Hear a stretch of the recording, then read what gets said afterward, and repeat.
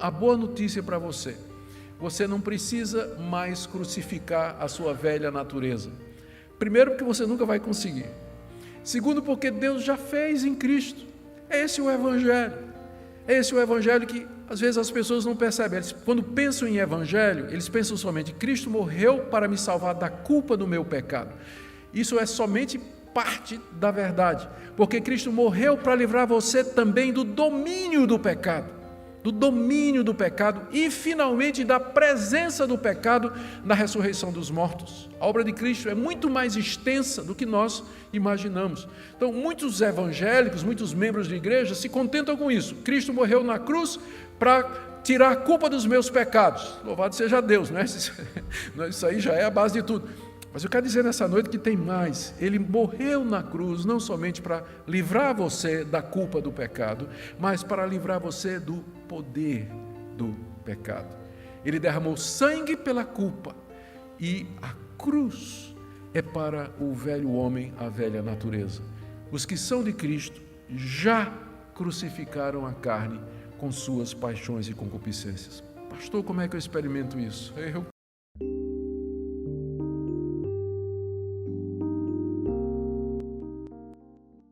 Andai no Espírito e jamais satisfareis a concupiscência da carne. Essa é uma declaração bastante radical, não é mesmo? Essa palavra jamais é uma dupla negativa na língua grega. É a maneira mais forte que a língua grega tem de expressar um não. Nunca, jamais. Se você andar no Espírito, você nunca, jamais vai atender ou satisfazer a concupiscência da carne. A palavra concupiscência significa desejo e ela é sempre usada pejorativamente no Novo Testamento. São desejos maus. Carne aqui é a nossa natureza pecaminosa, a natureza que nós herdamos do pecado original de Adão, nascemos com ela e alimentamos essa natureza toda a nossa vida e ela vai conosco até o nosso último suspiro.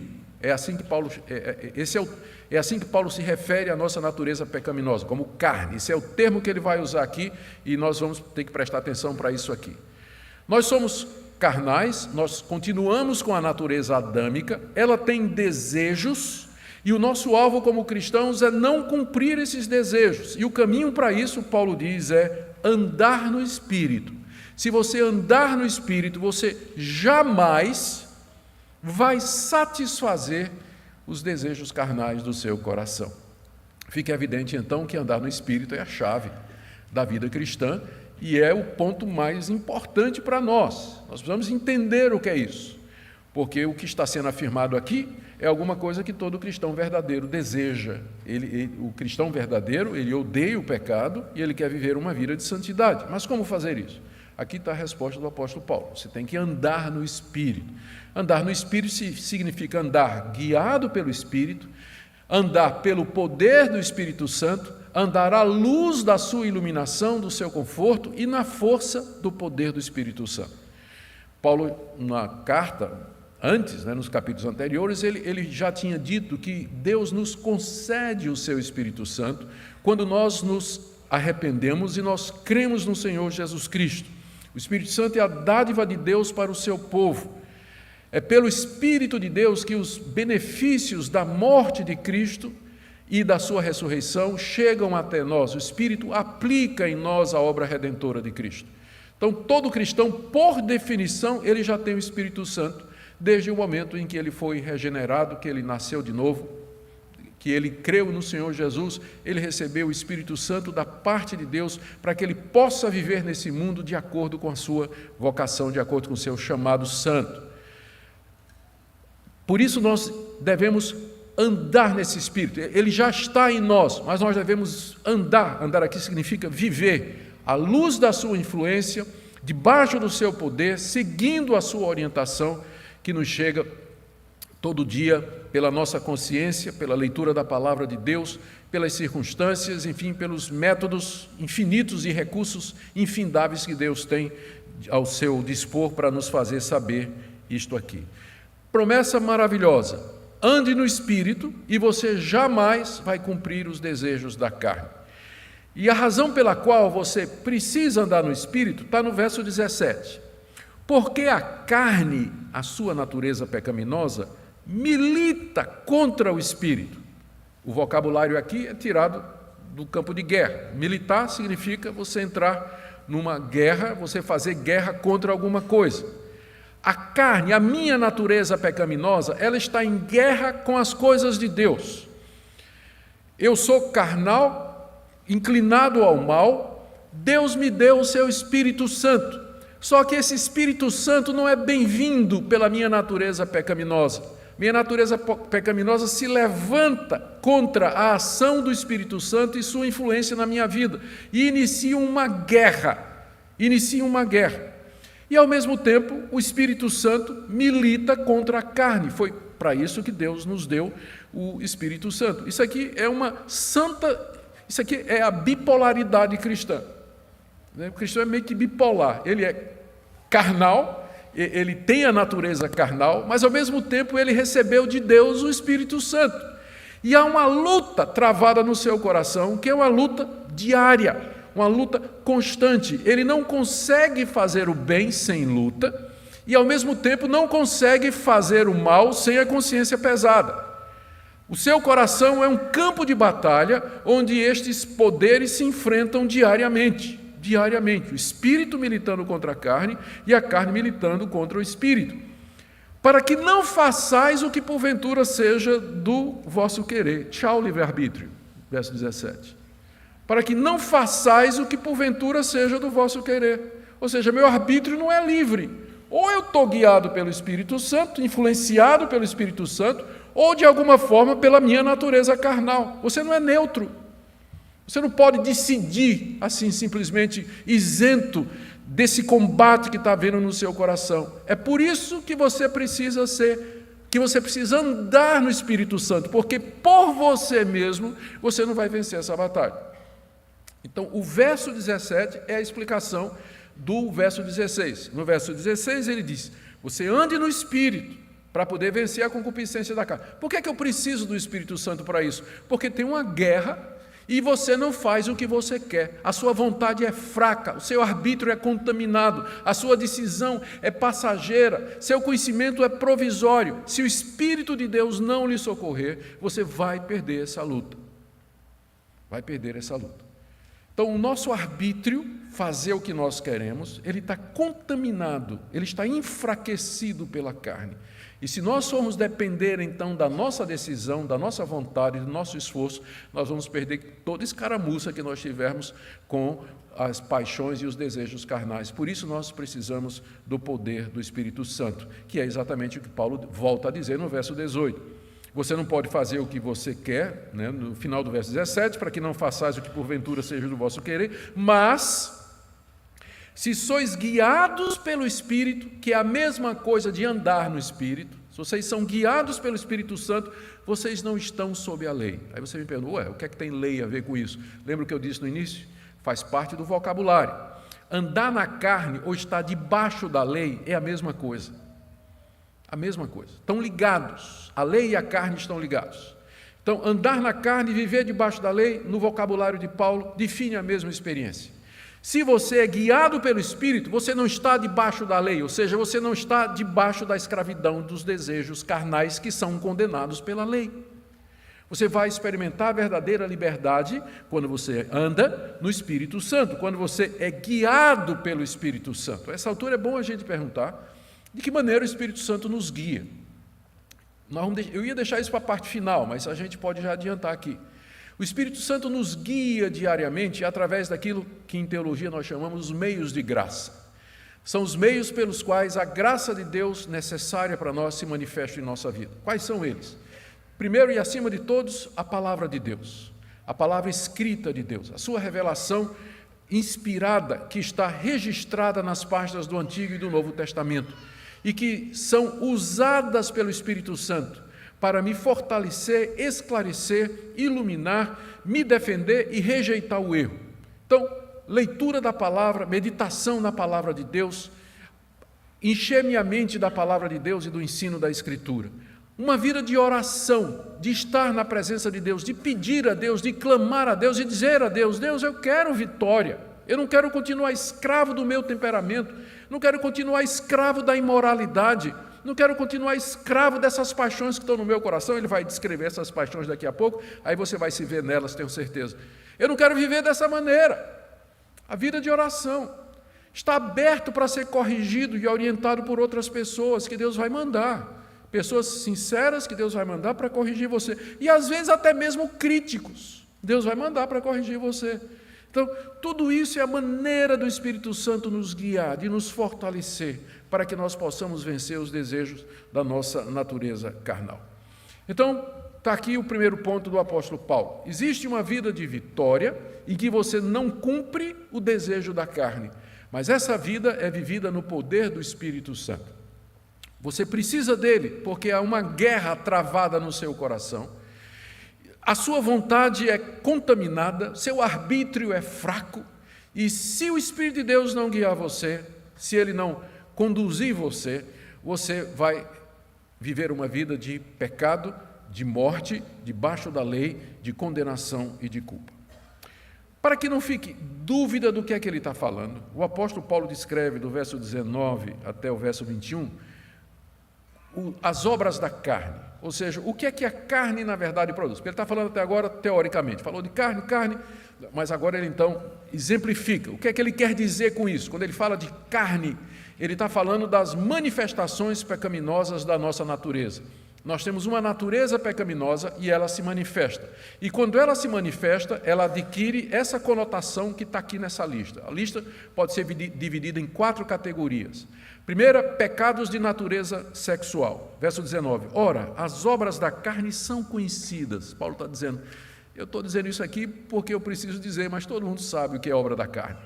Todo mundo sabe, por exemplo, que prostituição, impureza e lascívia, isso não é de Deus. Isso procede da nossa natureza pecaminosa. As primeiras obras, elas têm a ver com a sexualidade humana. Prostituição, impureza sexual e lascívia, cobiça, o desejo sexual desenfreado no tempo errado, pela pessoa errada e no modo errado. É interessante que, não só aqui, mas nas demais listas de pecados do Novo Testamento, geralmente os pecados da área sexual encabeçam. Eles vêm logo primeiro. E eu creio que a razão é que foi talvez a área mais afetada lá no Jardim do Éden, porque a primeira coisa que Deus fez depois que o primeiro casal caiu foi cobri-los, porque eles tinham vergonha de si mesmos, já apontando para o terrível estrago que o pecado faria na área sexual.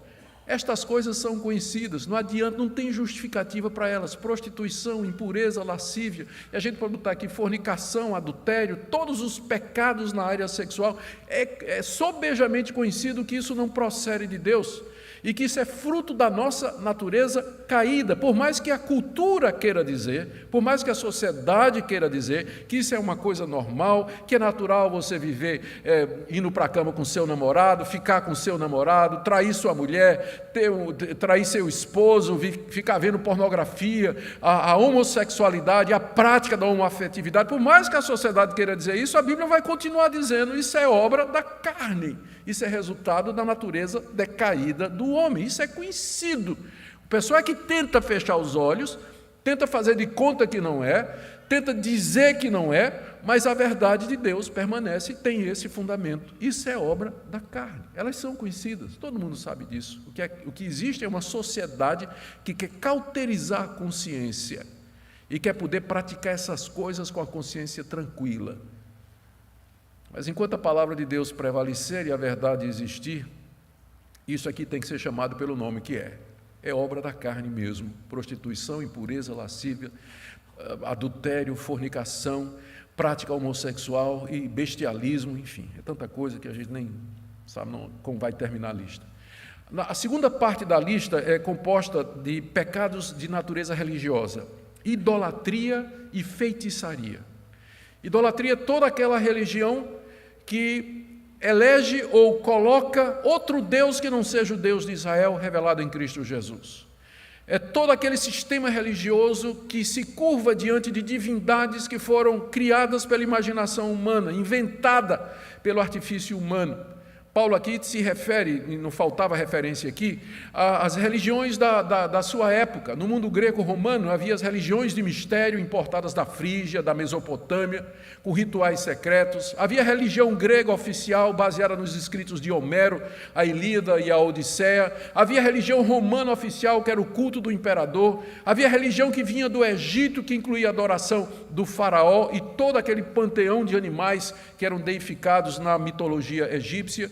O mundo de Paulo, o mundo do Novo Testamento, era um mundo cheio de religiões, era um mundo extremamente religioso. E Paulo diz, isso é idolatria, isso é fruto da carne, porque alguém poderia pensar, mas são pessoas que não conhecem a Deus, e na sua sinceridade, elas estão querendo chegar a Deus. Toda religião que não é baseada na revelação de Deus em Cristo Jesus é idolatria. Não existe inocente aqui. Não existe religião inocente, de pessoas inocentes que estão querendo fazer o seu melhor para alcançar a Deus.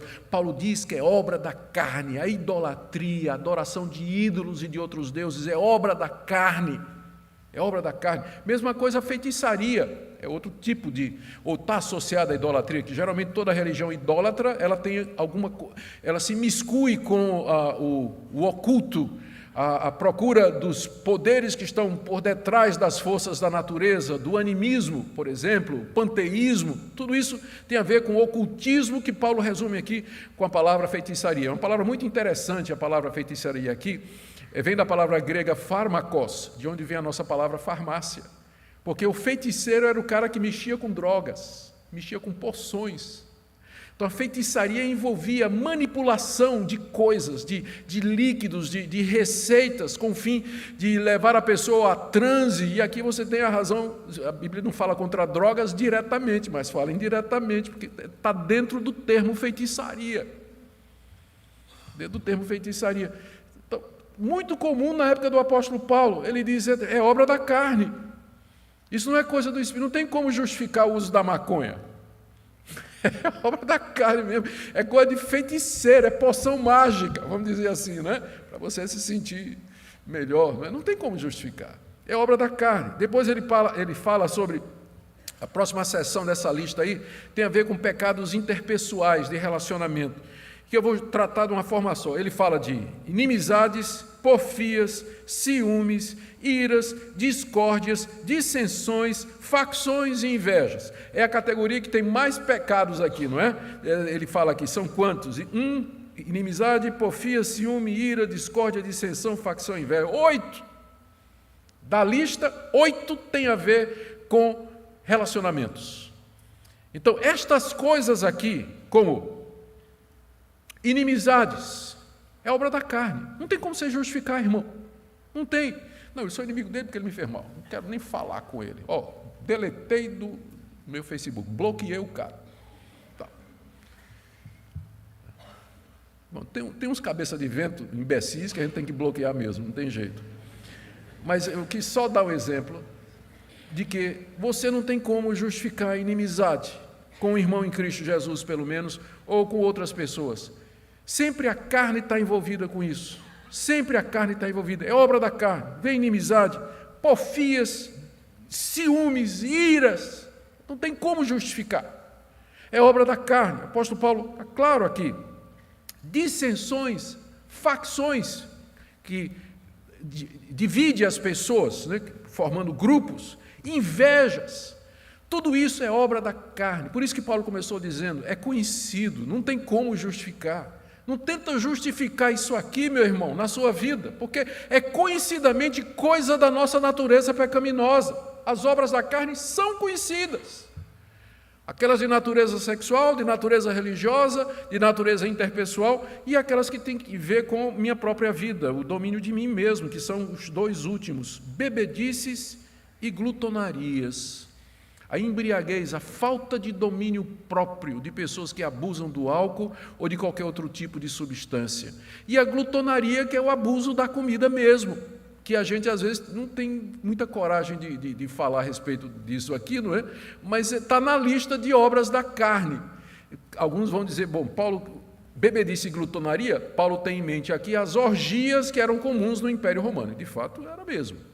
Na época do apóstolo Paulo, as orgias eram conhecidas, as pessoas passavam semanas bebendo, comendo, tendo relações sexuais, eram farras, verdadeiros bacanais. Aliás, a palavra bacanal vem do deus Baco, né, que era o deus do vinho e que era o patrono desse tipo de coisa que acontecia no Império Romano. Era muito comum esse tipo de coisa lá. Paulo talvez esteja fazendo uma referência a isso, que seja, mas não deixa de ser uma referência para nós também. A questão da beber demais e comer demais também. E Paulo diz, e coisas semelhantes, porque a lista não é exaustiva, por mais intensa que ela seja, ela não é exaustiva. Tem coisas semelhantes a essas. Qual é o ponto do apóstolo Paulo?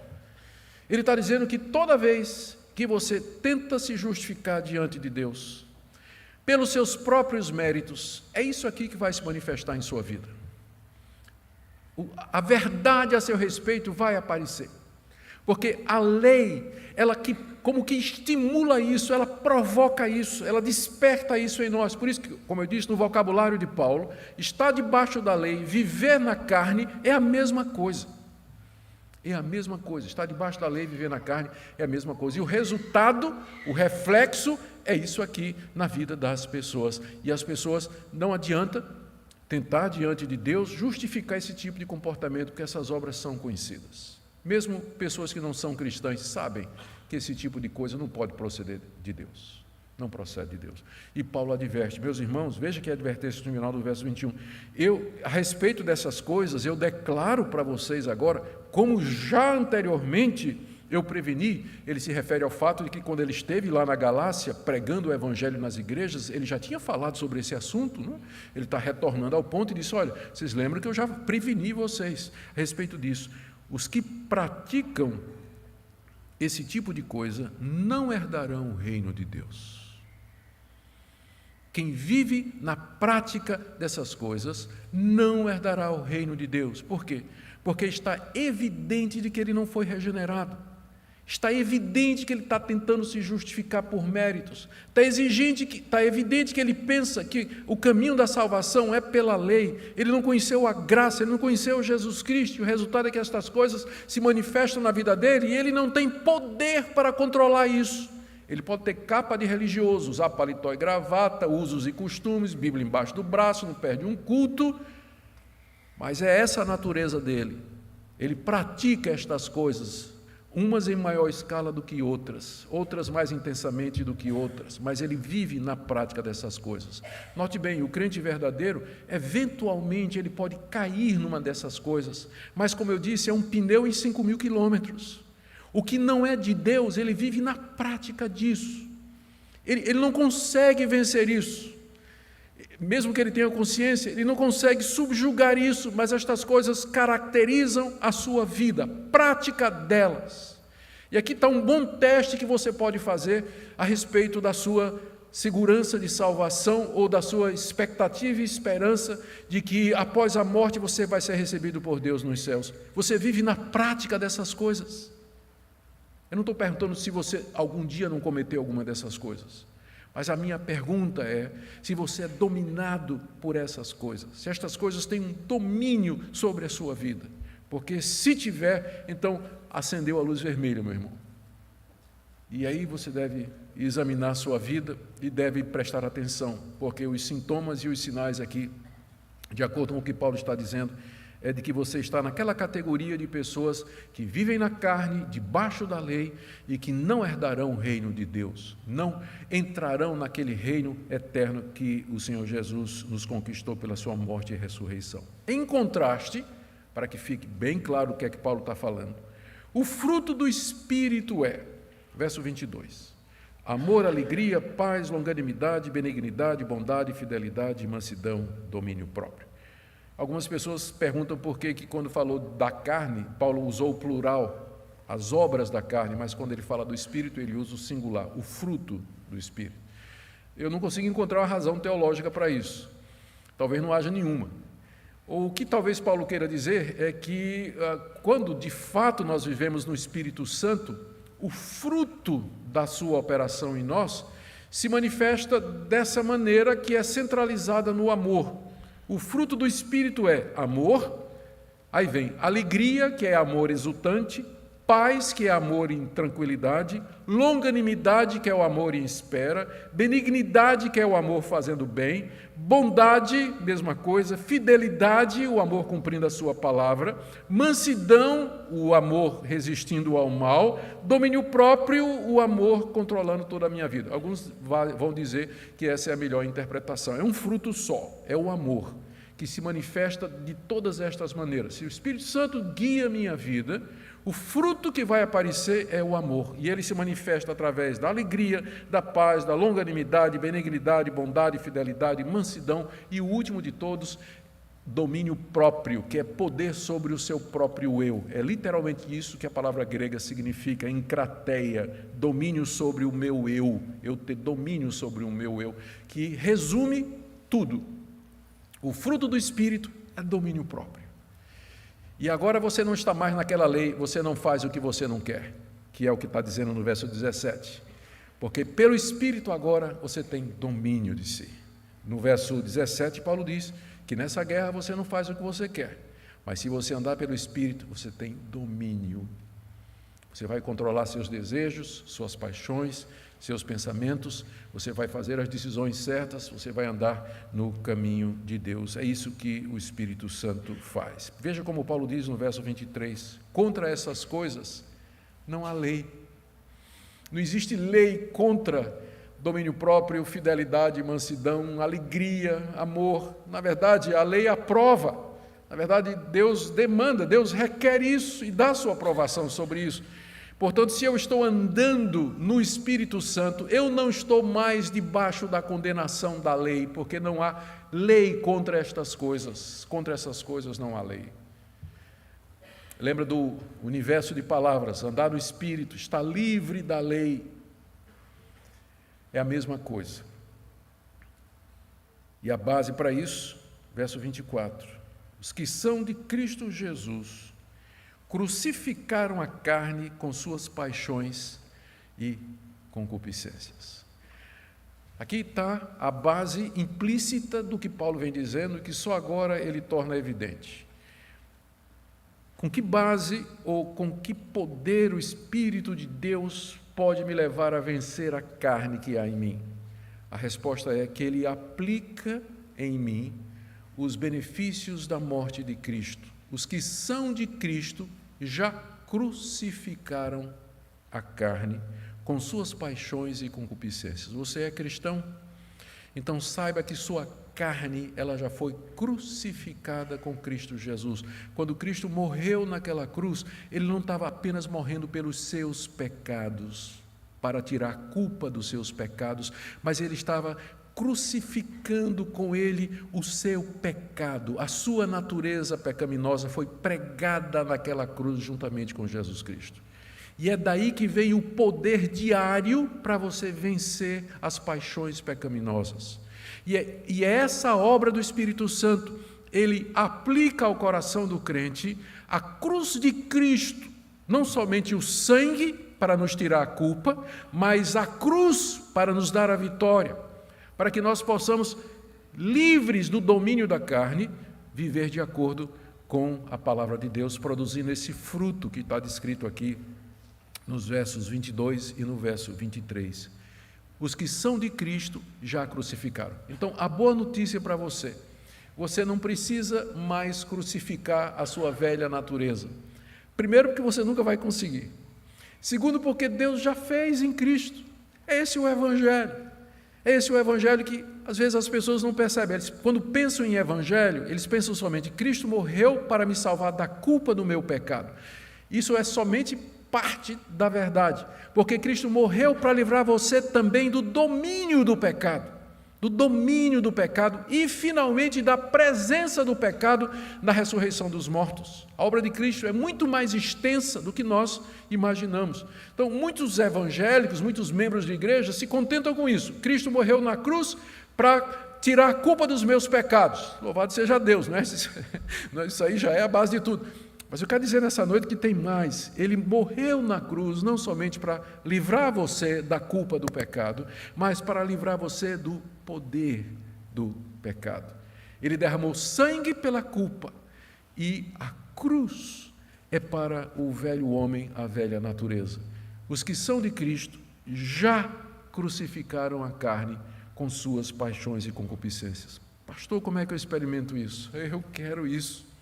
Eu quero viver essa crucificação, eu quero experimentar o poder da cruz sobre a minha natureza, sobre a minha língua comprida, sobre o meu olhar comprido, sobre meus ouvidos compridos. Eu quero experimentar o poder da cruz, sobre as tendências do meu coração, os desejos do meu coração, essa raiva que eu tenho de uma pessoa que não passa, que eu não posso nem olhar para a pessoa. Como é que eu crucifico isso? Resposta nas duas aplicações de Paulo, versos 25 a 26. Primeiro, se vivemos no Espírito, andemos também no Espírito. Aqui Paulo está nos chamando à prática. Torne prática e verdadeira a sua declaração. Se você diz que vive no Espírito, que é equivalente a dizer eu sou crente, eu sou cristão, então se você é cristão, viva como cristão. Se vivemos no Espírito, andemos também no Espírito. Se você declara que vive no Espírito Santo, ou que você é de Cristo, que é a mesma coisa, então ande também assim. Coloque em prática isso. E aí a pergunta é, como é que eu faço isso, pastor? Como é que eu faço isso? Já começa aí no verso 26. Primeiro, não se deixe possuir de vanglória, provocando uns aos outros, tendo inveja uns dos outros. Paulo aqui está voltando àquele tema que se você quiser se justificar ou vencer através da lei, o que vai ter é concorrência, inveja, competição, quem é maior, provocação uns aos outros. Então, primeiro, desista de você. Você não vai conseguir por você mesmo. Em seguida, você deve, isso está dentro do tema de andar no Espírito, eu tinha adiantado para vocês, eu disse que eu ia adiantar, você deve então usar os meios de graça que Deus nos deu para que você possa viver essa plenitude do Espírito Santo. Comece com arrependimento e confissão. Deus, eu vi aqui nessa passagem hoje à noite, que de fato eu estou sob o domínio da carne. Eu sou dominado pelo ciúme, pela ira, pela impureza, pela lascívia, pela dissensão. Deus, eu estou vendo isso com tanta clareza. Eu queria que o Senhor perdoasse os pecados do meu coração, que o Senhor me libertasse, que o Senhor me guiasse, que o Senhor me desse essa vitória que o apóstolo Paulo fala aqui nessa passagem, de que se eu andar no Espírito eu não vou cumprir os desejos da carne. Eu queria experimentar isso, uma vida cristã mais elevada. Eu não estou satisfeito com a minha conduta cristã no trabalho, na família, maneira como eu trato os outros. Então você pode começar com arrependimento e confissão. Segunda coisa, use os meios de graça. Deus deu meios pelos quais o poder do Espírito Santo chega até nós. Leitura da palavra, meditação na palavra, participação dos cultos, comunhão dos irmãos, confraternização com os irmãos, um ajudando o outro. Tudo isso faz parte dos meios pelos quais o Espírito de Deus flui na nossa vida e nos dá poder contra os desejos da carne. Por último, ore mesmo, clame a Deus e diga: Deus, eu não quero envergonhar o Teu nome, não quero continuar vivendo como se estivesse na carne. A Tua palavra diz que eu já fui crucificado com Cristo, Tua palavra diz que eu já tenho o Espírito Santo, eu quero viver isso na prática, eu quero experimentar isso no dia a dia. E eu tenho certeza, queridos, que essa é a oração, é uma das orações que Deus mais tem prazer em responder. Quando Ele vê os seus filhos quebrantados, humildes, clamando e pedindo a Ele: Senhor, eu quero Te conhecer mais e quero andar no Teu caminho. Talvez você esteja aqui nessa noite e você está vivendo uma vida de escravidão.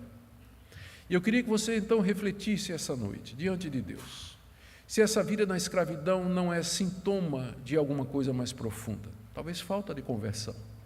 Tem muita gente nas igrejas que não é convertido. Eu fui criado numa igreja presbiteriana até os 16 anos de idade. Aprendi boa doutrina, aprendi a palavra de Deus. Cheguei a namorar com a filha do pastor, que é mais crente do que isso, né? Mas eu não era convertido. Não era mesmo. Minha conversão se deu alguns anos depois, quando eu tinha 23 anos de idade. Saí da igreja com 16, 17 anos. Então é possível. Tem jovens aqui, estou vendo jovens aqui, estou vendo adolescentes que são escravos da impureza sexual, que fica vendo o que não deve na internet, fica participando de grupos ou compartilhando coisas pelas mídias sociais que são contra a pureza da alma e do coração. Isso talvez seja sintoma de falta de novo nascimento. Não pressuponha que porque seu filho cresceu na igreja, que ele é crente. Não pressuponha isso, é o maior erro que você pode cometer. Ao contrário, pressuponha que ele é um pecador precisando de arrependimento e de conversão. Esteja atento para os sinais que ele está dando disso. Para os sinais que ele está dando disso. Talvez você seja um crente verdadeiro, mas está lutando aqui, lutando na sua vida contra algumas dessas obras da carne. Aqui você hoje à noite ouviu o caminho que a palavra de Deus nos oferece. Deus está disposto a nos perdoar, Deus está disposto a nos dar um novo começo e pelo poder do Espírito Santo, introduzir você a um patamar de vitória na vida cristã, onde o pecado, ele não define você, ele é um acidente de percurso, mas não é o que caracteriza a sua vida. E por último, queridos, admirem a graça de Deus, a misericórdia do nosso Deus. A Bíblia é tão clara a respeito do nosso querer, do nosso arbítrio, da nossa vontade, como somos fracos, manchados, aleijados pelo pecado. Mas a graça de Deus, soberana, poderosa, supera tudo isso. E o nosso Deus nos chama e vem. E por pior que você esteja, pode ter certeza que a graça de Deus pode transformar a sua vida e libertar você. Amém? Viver no Espírito é um chamado a uma vida de dependência total de Deus. Isso implica reconhecer que, por nós mesmos, somos fracos e inclinados ao pecado. Em Romanos 8:8, Paulo afirma que aqueles que estão na carne não podem agradar a Deus. Portanto, para que possamos agradar a Deus e viver de acordo com sua vontade, precisamos do auxílio e da orientação do Espírito Santo. A primeira pergunta que devemos nos fazer é: estamos buscando essa orientação diariamente? Nossa vida está pautada em oração e em busca da presença de Deus? Ou temos nos concentrado nas nossas próprias forças e entendimentos? Viver no Espírito significa também produzir os frutos do Espírito, conforme descrito em Gálatas 5:22, onde diz que o fruto do Espírito é amor, alegria, paz, longanimidade, bondade, fidelidade, mansidão, domínio próprio. Esses frutos não são apenas características desejáveis. Eles são a evidência de uma vida transformada pelo poder de Deus. Ao refletirmos sobre esses frutos em nossas vidas, é crucial examinar: estamos cultivando essas qualidades? Como podemos ser instrumentos do amor e da paz de Cristo em um mundo tão conturbado? Além disso, viver no Espírito nos convida a uma luta contra a nossa natureza pecaminosa. Paulo prossegue em Gálatas, alertando-nos sobre as obras da carne: imoralidade, impureza, egoísmo, discórdia, entre outras. Gálatas 5:19. Estas características são o oposto dos frutos do Espírito e revelam uma vida que não está em sintonia com a vontade de Deus. Portanto, a segunda reflexão que precisamos fazer é sobre como estamos reagindo às tentações que nos cercam. Quando somos confrontados com essas situações, estamos buscando o auxílio do Espírito Santo ou estamos cedendo às nossas inclinações carnais? É fundamental entender que viver no Espírito não significa que seremos livres de dificuldades ou tentações. Jesus nos assegura, em João 16:33, neste mundo tereis aflições, mas tende bom ânimo, eu venci o mundo. O Espírito Santo, no entanto, é nosso consolador e ajudador, nos capacitando a enfrentar as tribulações e a permanecer firmes na fé. Quando reconhecemos nossa fraqueza e buscamos a força do Espírito, experimentamos a verdadeira liberdade e a paz que ultrapassa todo entendimento. Devemos também lembrar que viver no Espírito envolve uma constante renovação da mente, como nos adverte em Romanos 12:2. E não vos conformeis a este século, mas transformai-vos pela renovação da vossa mente, para que experimenteis qual seja a boa, agradável e perfeita vontade de Deus. Essa renovação é um esforço contínuo. O estudo da Palavra de Deus, a meditação nas Escrituras e a comunhão com outros crentes são fundamentais para que possamos ser moldados pelo Espírito e assim discernir a vontade de Deus para nossas vidas.